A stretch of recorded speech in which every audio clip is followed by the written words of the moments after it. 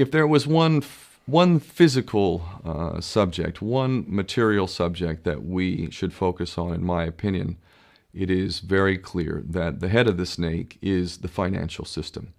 We can argue till the end of time about who runs the world. Is it the Jesuits? Is it the reptilians? Is it the Illuminati? Is it the Freemasons? We can go on and on and on and on about this.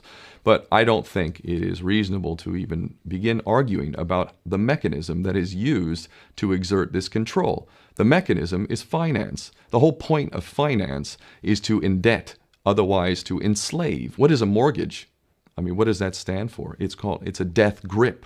So when you get a mortgage, you have a death grip held over you because you are in debt. You don't even own the house. The bank owns the house that loans you the money to buy the house, unless you're fortunate enough to have all the money to buy it outright. And even then, you can be taxed by the government, and if you fail to keep up with those taxes, the government can then take it from you. The whole system is based on a financial fraud, which effectively takes the power that we have and it gives it to a tiny group of individuals who are running the world through the control of finance.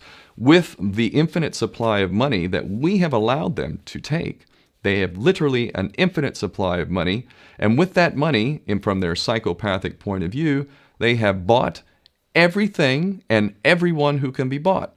So those of us who cannot be bought, because we operate on a level that goes way beyond the material, we are not rewarded for such behavior. We are punished for such behavior. And the most slovenly, disgustingly criminal, pedophilia, corrupt moral individuals, those are the ones that are rewarded in this system, which is upside down. We reward the pedophiles, we reward the corrupt, we reward the liars, we reward the people with no morals at all, and usually we compromise them under this system in terms of maybe a videotape. Maybe Barack Obama is gay. The we have videotape of him having sex with another man, or perhaps some other acts that may be not so popular amongst many of the electorate. Or maybe we have videos of political leaders having sex with little boys or little girls. If I was in charge of the world and I was a psychopath and completely drunk on my own power, you can bet damn sure that's what I would do. I wouldn't allow anyone in a position of power who wasn't completely compromised. When you have an infinite supply of money, you can do this. Take that supply of money away, take that power back, put it in the hands of the people, get rid of fractional reserve banking, which is an obscenity in itself. Listen to the lessons of Jesus Christ. If you're a Christian who got really pissed off when he went to the temple and he saw what the money changers were doing, let's take back control of the issuance of money, and not just on a national level. I'm happy to see in Denmark that you have your own currency. You don't have the euro. But on every country's level, they should be issuing their own currency in a transparent, non-usury based way in which it really, truly benefits the people. And in that way, we can literally free ourselves of the banking debt which is drowning us all, and we can stop scrambling for the crumbs from the table of these filthy rich psychopaths and live in a state of abundance just by changing this one thing. And I'm not just talking about abundance for Western nations who have an artificially inflated value with their currencies. We all in the West are guilty of having that reward while the rest of the world is sucking on it.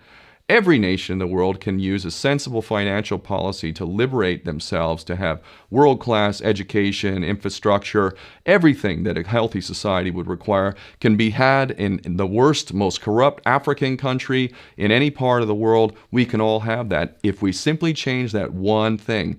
John F. Kennedy did that about 6 months before he was taken out. He issued United States notes as opposed to Federal Reserve notes.